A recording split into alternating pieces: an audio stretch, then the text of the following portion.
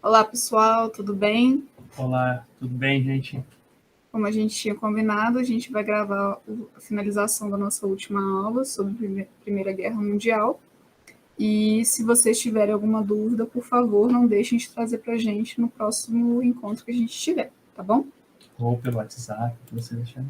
Isso. Bom, a gente finalizou nossa aula falando sobre a disputa de território. Então, agora a gente quer especificar mais no desenvolver e em alguns pontos específicos do decorrer da Primeira Guerra Mundial.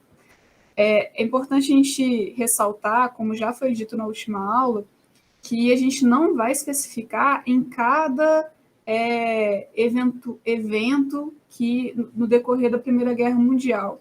Primeiramente, gente, por quê? Porque são aspectos muito técnicos, específicos e que demandariam muito mais tempo do que a gente tem disponível aqui, tá? Então, com o intuito de não acabar prejudicando outros conteúdos, a gente resolveu fazer é o que a gente chama, né, na história de recorte, tá? Isso, é uma outra metodologia. Então, ao invés da gente detalhar para vocês, como geralmente a gente faz quando a gente está na escola, né? A gente pega grandes problemas que ajudam vocês a adquirir habilidades para lidar com os fenômenos históricos e tudo mais. Isso. Então, aqui a gente queria focar no assassinato do herdeiro do Império Húngaro, né, Austro-Húngaro, que faltou aqui no título, peço desculpas para vocês, mas é o herdeiro do Império Austro-Húngaro, que é o Francisco Ferdinando. O Francisco Ferdinando, ele é um ponto-chave, né, no decorrer da Primeira Guerra Mundial, mas não especificamente pelo assassinato em si, mas no que decorreu desse assassinato. Porque vejam bem, nesse momento, né, que a gente comentou na última aula, existia uma disputa muito intensa de território, muito intensa. Então, se a gente voltar, por exemplo, né, no mapa, né, da Europa, né, que é esse daqui, pré-guerra, esse primeiro mapazinho aqui, a gente consegue perceber que a gente tem o Império Alemão aqui, Império Austro-Húngaro aqui e Império Otomano aqui, né, que viria a ser a Turquia. Nessa região, né, que é da Rússia, Império Austro-Húngaro, Império Alemão, a gente consegue comparar com esse mapa da nossa atualidade e perceber que tem muitos outros países ali. Por que será que isso aconteceu? Né? Um dos motivos, são vários motivos, tá, gente? A gente vai pontuar alguns aqui que são importantes para o nosso raciocínio.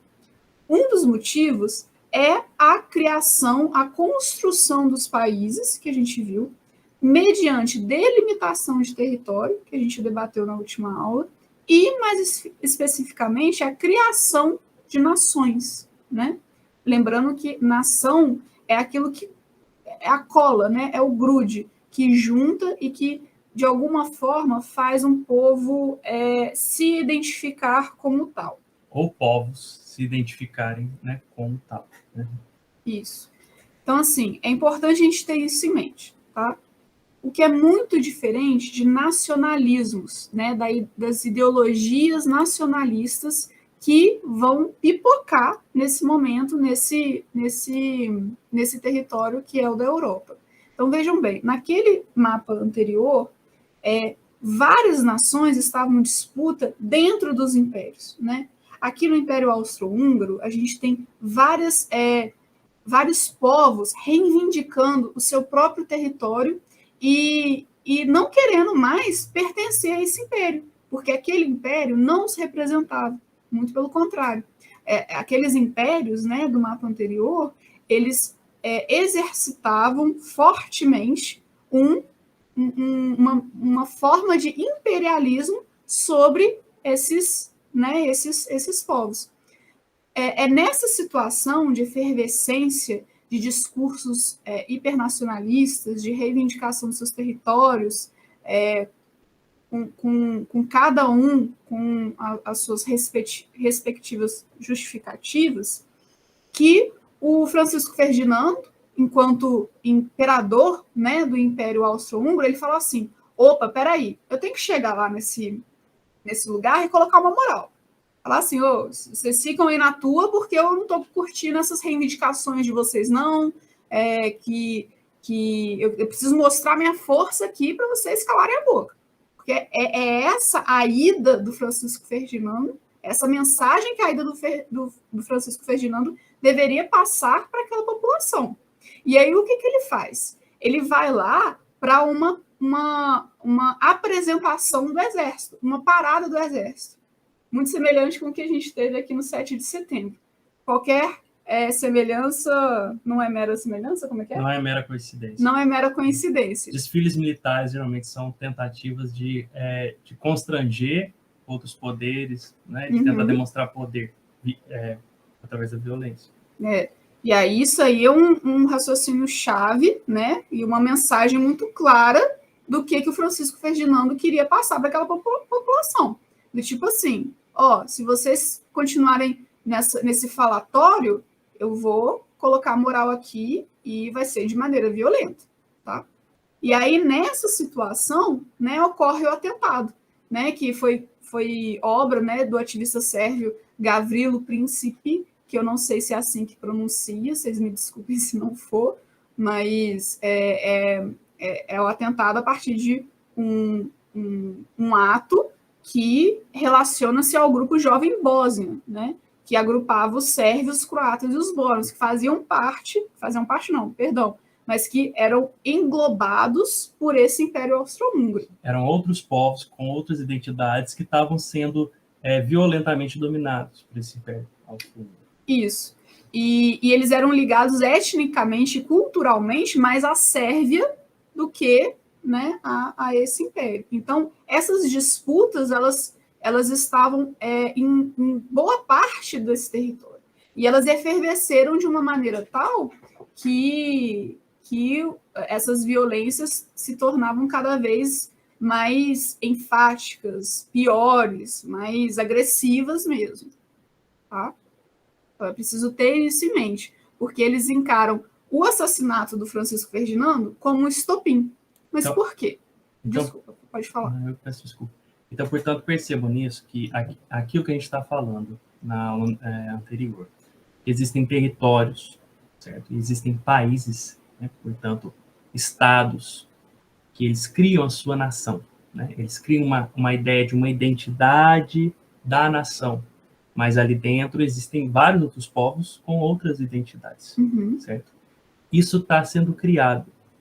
E a violência que muitos desses povos exercem sobre outros territórios para tentar dominá-los, né?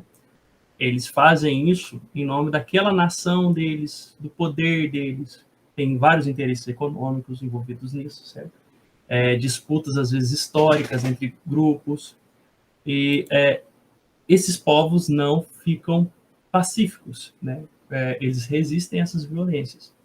E todo esse efervescer de conflitos gera digamos assim, uma bola de neve, né, de violência. E tudo isso, na modernidade, né, nesse momento que a gente vive ali, desde o século XVI, vai sendo aos poucos construído, não é de um dia para o outro. Né? Inclusive essa ideia de nação. Então percebam que boa parte desses conflitos, eles estão no interior dessa ideia de grupos que querem obrigar povos a fazerem parte da sua identidade de nação, abandonando suas identidades tradicionais. Isso.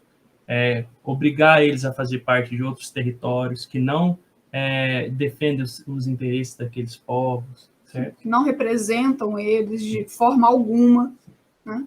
Então, isso tudo são tensões que vão sendo criadas também a longo prazo, né? Então, a gente precisa de muito, muito tempo, muitos anos, para que isso vá acontecendo. Tá? Então não é, né, como o professor Cleiton falou, não é do dia para a noite. Alguns desses conflitos são seculares. Sim, sim. Mais do que isso até. Então, a partir da morte do Francisco Ferdinando, né, é como se acionasse as tríplices, né, que é a Tríplice Aliança e a Tríplice Entente. A Tríplice Aliança era formada pela Alemanha, Áustria e Hungria, né, a qual sofreu esse atentado, né, o assassinato do Francisco Ferdinando, e a Itália. Tá? Então, a Itália se une à Alemanha em represália à França por conta da pretensão italiana de conquistar a Tunísia, né? Então, você sempre volta a essas disputas de território, né? Entre a França e a Alemanha também teve a questão da disputa entre a Alsácia e Lorena. Então, essas disputas de território, ou seja, disputas de território, que reivindicando poder, que também reivindicava dinheiro, né? Porque o século XX é a efervescência também das potências, de determinadas potências econômicas. Então, isso tudo faz parte dessas disputas. E percebam algo muito importante. Como a gente estava mencionando anteriormente, não é natural no sentido de que é comum que necessariamente todos os povos vão se organizar em nação, em estados, em territórios bem delimitados. Como eu estava dizendo, isso é uma construção moderna. A Alemanha e a Itália são dois grandes exemplos disso. Até o final do século XIX, começo do século XX, os dois eram pequenos estados. Uhum. Então, eram cidades-estados. Quase que cidades-estados. Isso. Né? A colega Josilane, ela mencionou, lembrou a gente, né, de que algo semelhante acontecia na Grécia. É diferente. Josilane, perdão. É diferente, mas a gente pode fazer um certo paralelo. Né? Eram cidades muito poderosas que existiam ali naquele território que hoje a gente chama de Itália. E essas cidades, elas se juntaram para criar um Estado nacional. Né? Então, aí assim que se criou tanto a Itália quanto a Alemanha, porque foi conveniente que elas também passassem a fazer parte dessa estrutura para fazer frente a outros estados nacionais que estavam disputando influência, território, poder, interesses econômicos. Mas lembrem-se, isso aí é a longuíssimo prazo, isso não acontece nem de um ano para o ano, nem de 10 anos para outros 10 anos. É de centenas de anos que isso vai acontecendo aos poucos, né? Isso que o professor Clinton falou vem desde lá do período medieval, onde essas cidades, estados, bem entre aspas, né, eram os burgos, eles foram se formando e depois foram agregando outros espaços, né? E à medida que a população ia crescendo, essas formas de sociedades, elas se modificavam também, tá? Então, é nesse sentido. Sim, mas até pouco tempo das vésperas da Primeira Guerra Mundial, o que a gente chama de Itália e Alemanha não existia.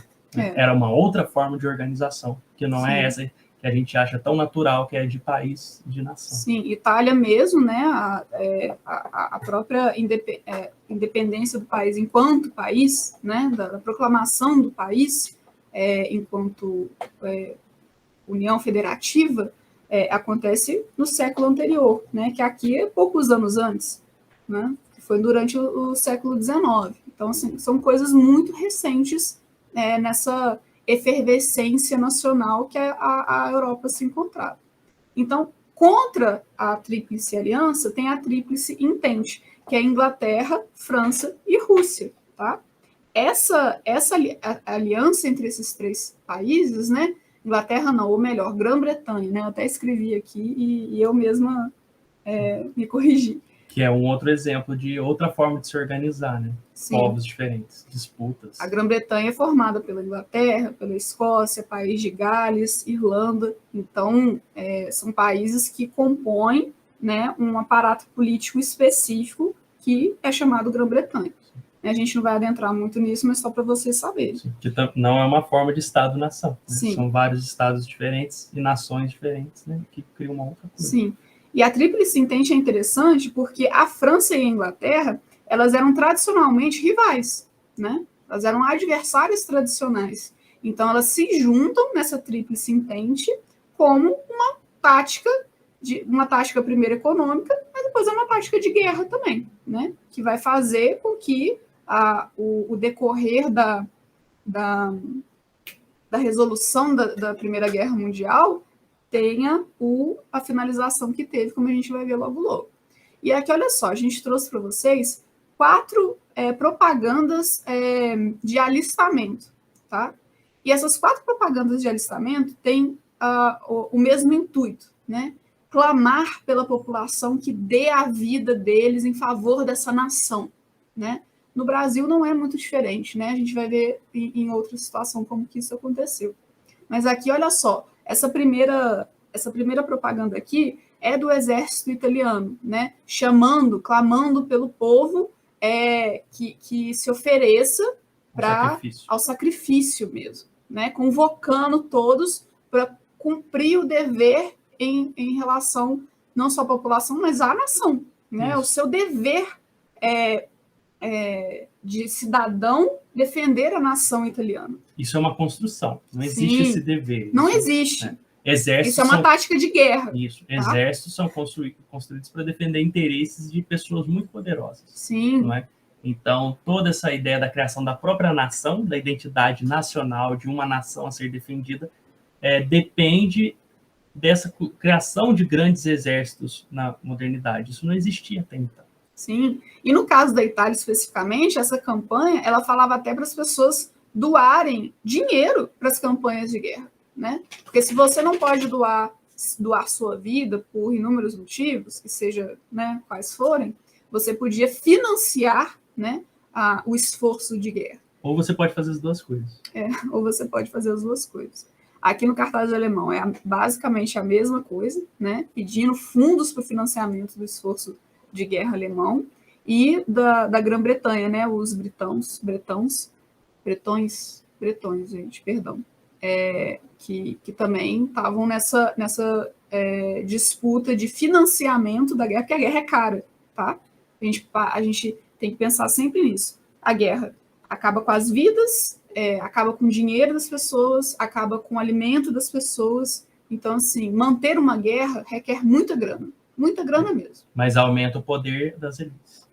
Com certeza, é uma das consequências diretas. E aí, nesse momento aqui, gente, os Estados Unidos ainda não estão no rolê, né? Os Estados Unidos vão chegar depois. Inicialmente, os Estados Unidos entram enviando, né, como o nosso colega Francisco falou em aula, enviando alimentos, armas, né? E os Estados Unidos, ele é um país que ele cresce muito em função da guerra. Porque eles viam a guerra como um mercado, para eles fornecerem produtos. Porque a guerra é um mercado. Gente, tem gente que está morrendo, mas tem gente que está ganhando muito dinheiro, né? Então, a gente tem que lembrar disso o tempo todo. Porque quem que está ganhando com essa guerra? A favor de quem essa guerra está acontecendo, né? É uma das questões que a gente colocou lá no começo da nossa primeira aula em relação a esse tema. Depois, os Estados Unidos entram, né, com soldados mesmo enviados para a Europa. E aí, depois, né, a partir de 1917, a gente tem essa campanha aqui, né, do Tio Sam, né, que até hoje é um símbolo da guerra, né, e da presença dos Estados Unidos na guerra, né. I want you for US Army, quer dizer, eu quero você para o exército americano. Então, você perceba que tem alguma semelhança com os demais cartazes, né? Tudo faz parte dessa propaganda de guerra, né? Desse esforço de guerra. Percebam que, então, isso se beneficia de uma ideia muito básica, que é instigar a pessoa de que ela precisa sentir medo, ou seja, imputar medo nas pessoas, e de que existe um inimigo que é inventado, né, qual você precisa imediatamente ir lá guerrear com ele, porque senão tudo, né, vai estar perdido, tudo está em perigo, né? Ou seja, cria-se essa narrativa mentirosa, é claro, né, para poder coibir as pessoas, né, através do medo, a elas se sacrificarem. Isso. E isso faz parte também dos discursos nacionalistas, tá, gente?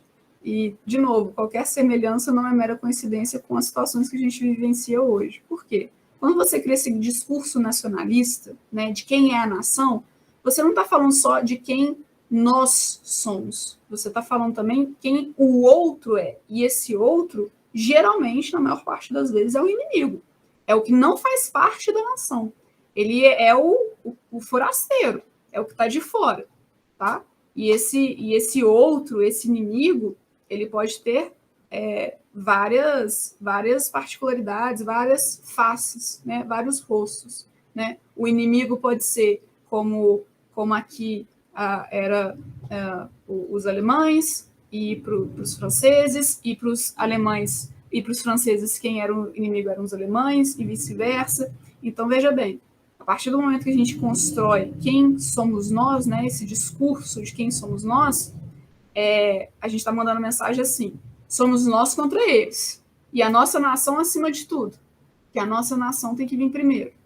Esse discurso é muito perigoso, porque ele justifica esse tipo de atrocidade. Sim. Tá? Ele é completamente diferente do discurso da convivência, da tolerância, da coexistência, né? Da existência de todos dentro dos seus interesses. Sim, e esse discurso gera outro sentimento que é muito perigoso, né? Ele anda lado a lado lá ao medo, que a gente começou a falar na nossa última aula, né? O medo é um sentimento muito perigoso.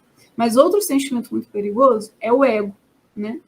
E o ego faz parte desses discursos nacionalistas, né? O ego, né? O egocentrismo de nós, né? Entre aspas, não estou falando de mim nem de vocês, mas o nós de nação sermos melhores do que o outro. Por que eu estou falando isso? Porque, vejam bem, qual que é o fim da guerra? Entre aspas, tá, gente? Por que será que foi o fim de fato? O Tratado de Versalhes, ele concluiu que a Alemanha era culpada da guerra, tá? E criou uma série de restrições para enfraquecer e desmilitarizar ela. Desmilitarizar ela, gente, não quer dizer que eles ficaram sem armas, tá? Desmilitarização é outra coisa nesse contexto aqui, que também é muito diferente do que é desmilitarização que a gente fala hoje em dia, tá? Desmilitarização aqui é uma desorganização do exército, né? Então, no momento em que todos os países, todas as outras nações tinham exércitos organizados e que funcionavam o tempo todo, né, e a todo tempo, a Alemanha deixa de ter esse exército organizado dessa forma. Tá? As potências vencedoras, que aí aqui está incluído os Estados Unidos, os Estados Unidos, França e Inglaterra, mantiveram seu poderio colonialista na África e na Ásia. Lembra que a gente começou a falar sobre isso também?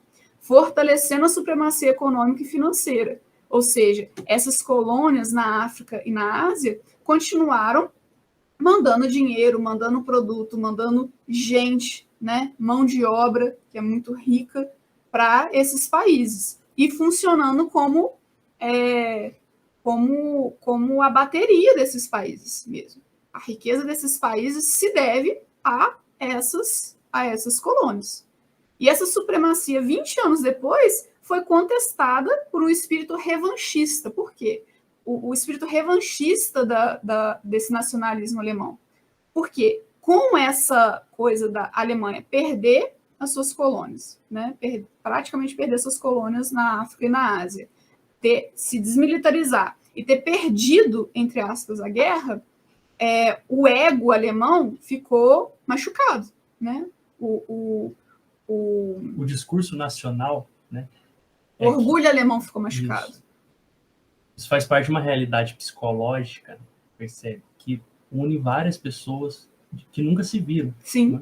Então, quando esse discurso do nacionalismo ele é muito intenso, cria-se uma ideia falsa, né, de que existe que a sua superioridade foi manchada. Sim. Isso é uma bomba relógio, muito Sim. perigosa. Essa ideia de Alemanha acima de tudo. Era essa a ideia que foi sendo germinada, cultivada, cozinhada durante 20 anos, desde o fim da Primeira Guerra, né, quase 20 anos, desde o fim da Primeira Guerra Mundial até o início da Segunda Guerra Mundial, como a gente vai ver em algumas aulas. E só percebam que é importante dizer, a Alemanha não foi a única nação que produziu conflitos, né, e realizou violências, genocídios, né? Vários outros países realizaram isso. Nesse tratado, né, com o fim da Primeira Guerra Mundial, criou-se, digamos assim, um bode expiatório. Uhum. Né? O que eu estou dizendo é que não somente a Alemanha deveria ter sido punida, digamos assim, se existisse um tipo de tratado internacional que coeso, né? Que mediasse e punisse os crimes de guerra. Uhum. Assim como aconteceu, inclusive, na Segunda Guerra Mundial. A própria punição dos crimes de guerra é algo muito, muito mais recente do que a gente imagina. Sim. A gente também vai chegar a falar um pouco sobre isso. Bom, gente, aqui a gente trouxe para vocês a única questão que caiu no Enem nos últimos 10 anos, mais de 10 anos, na verdade, nos últimos 15 anos, sobre a Primeira Guerra Mundial. E olha só como que ela acontece. 3 décadas, de 1884 a 1914, separam o século XIX, que terminou com a corrida dos países europeus para a África e com o movimento de unificação nacional na Europa, do século XX, que começou com a Primeira Guerra Mundial. É o período do imperialismo. Olha só como que essa palavra aqui é importantíssima. É o período do imperialismo, da quietude estagnante na Europa e dos acontecimentos empolgantes na Ásia e na África. Eu não gosto muito dessa palavra empolgante, né? Porque eu não sei o que a pessoa quer dizer aqui, quem? Né? Para quem? Mas enfim. Para os europeus que estavam violentando os africanos, os asiáticos. O processo histórico citado contribuiu para a eclosão da Primeira Grande Guerra, na medida em que, olha aqui a Primeira Grande Guerra, que é outra nomenclatura para a Primeira Guerra Mundial, tá? Sim, que como a professora disse na aula, esse era o nome que era dado àquele conflito enquanto ele estava sendo vivido. Afinal, Sim. Não existia uma segunda para se determinar qual era a primeira. Sim. Então, o processo histórico citado contribuiu para a eclosão da Primeira Grande Guerra, na medida em que, olha só, possibilidade A, difundiu as teorias socialistas. Não se falava aqui, a gente não falou aqui para vocês sobre as teorias socialistas, apesar delas já existirem, tá, gente? Mas, neste momento aqui, ela não era um fator crucial, tá? Ela vai ser um fator crucial durante a Primeira Guerra Mundial, mas mais especificamente no quesito da Rússia, Sim. Tá? Inclusive, a Rússia, vocês viram que ela não aparece como uma das ganhadoras da Primeira Guerra Mundial, porque ela já tinha saído do conflito, porque estava rolando outra coisa lá na Rússia. Tava outro problema lá. A gente vai ver na próxima aula. Só para mencionar, né, a Revolução Russa aconteceu em 1917, ou seja, durante a Primeira Guerra Mundial. Sim. Então, era um conflito interno que ocupou mais atenção da população russa, né, do que o conflito internacional. Sim. Um dos problemas é o grande contingente de dinheiro, né, que se tirava da população do país para financiar, né, o esforço de guerra russo. A gente vai falar melhor isso na próxima aula. A Revolução Russa, aliás, de 1917, é uma revolução socialista e posteriormente comunista. Sim. Por isso que eu estou mencionando isso. Sim, e aqui, no quesito da Primeira Guerra especificamente, as teorias socialistas, elas não interferem drasticamente, tá?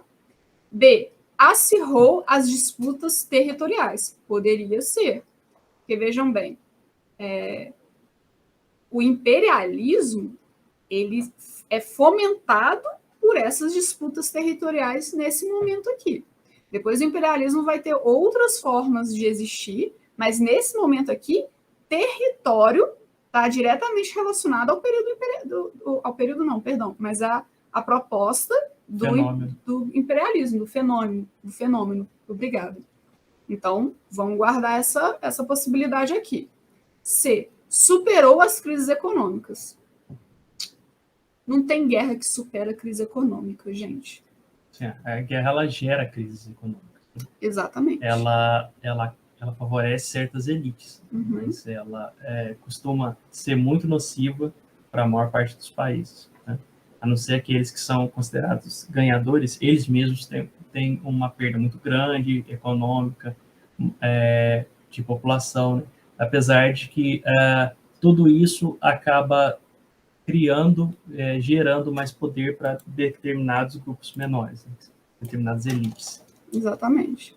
Então, essas questões, vocês percebam o seguinte, são questões que são baseadas não nos eventos que comportam o que foi a Primeira Guerra Mundial. Não precisa conhecer cada detalhe. Você não precisa saber, essa batalha assim foi assado, essa outra foi dessa forma, você não precisa saber disso. Caso você queira saber o conhecimento seu mesmo, tá ótimo, mas você não precisa saber disso para a prova do Enem Sim. ou do PISA. É um conhecimento extremamente importante. O que a professora está destacando é só que para a finalidade de realizar a prova. Isso, exatamente. Então vamos para a questão seguinte.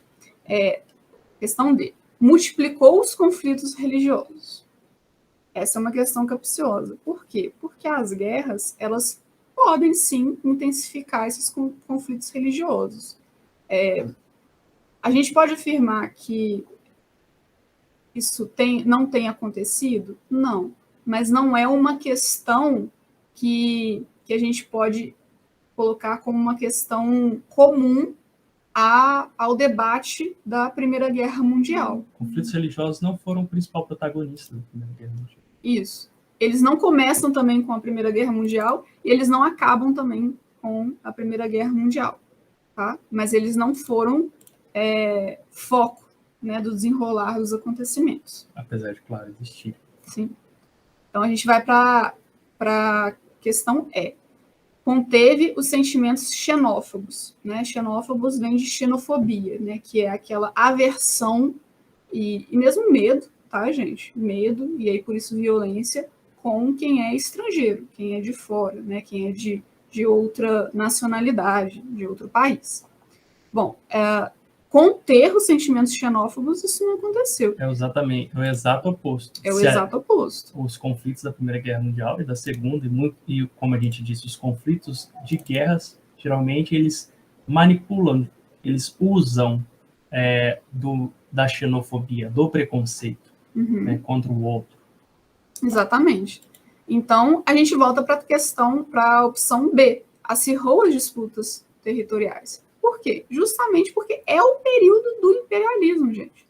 E o imperialismo aqui, né, durante a primeira metade do século XX, ele está relacionado a disputas territoriais. Principalmente. É uma questão de território. Por quê? Porque o território fomenta riqueza. E riqueza, nesse momento e no nosso momento também, riqueza é poder. Dinheiro é poder. Sim. Tá? Mas faz parte dessa estrutura que a gente vive em sociedade. Sim, isso não quer dizer que o imperialismo desapareceu. Existe esse imperialismo, como a gente mencionou na aula anterior, relacionado à dominação de territórios, como a gente viu que os Estados Unidos faz no Oriente Médio. A China faz alguns territórios ali também, na Ásia. Mas existe um imperialismo mais voltado para a influência política. Então, a gente sabe hoje em dia que, por exemplo, os Estados Unidos, existem diversas pesquisas que demonstram isso, que eles tentam defender os interesses deles na América Central e do Sul. E, para isso, eles tentam influenciar politicamente. Né? A gente viu isso alguns anos atrás, né, que vazou que existia espionagem, né, no governo brasileiro. Né? Os Estados Unidos estavam espionando o governo brasileiro para defender os interesses deles aqui. Né? E a gente sabe muito bem que a nossa ditadura militar de 64 ela foi altamente financiada, assim como outras ditaduras na América Latina pelos norte-americanos, pelos estadunidenses. Então, é isso que a gente também precisa que vocês comecem a compreender para as nossas próximas aulas, porque esse imperialismo, ele se modifica, né?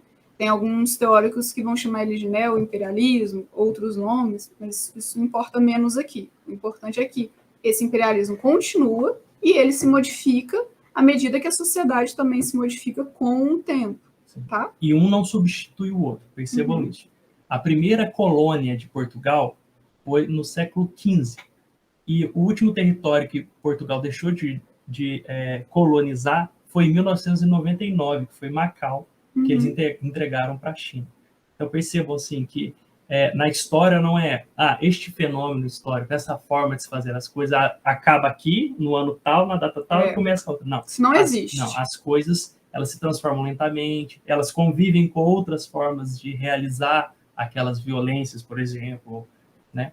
Então, as coisas não são simples assim. Como eu disse, não é um processo linear, né? Onde todo mundo vai necessariamente fazer as coisas daquela forma, né? Existem formas diversas, antigas e novas convivendo. Exatamente. E é importante sempre lembrar, tá, gente? A gente já falou isso, mas é sempre bom lembrar. Eu sei que a gente pode ser um pouco repetitivo, mas é nosso trabalho fazer isso também.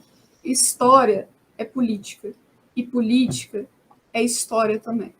Então, não percam isso de dimensão, porque quando a gente esquece disso, a coisa complica um pouco. Sim, porque não tem como debater história sem debater política.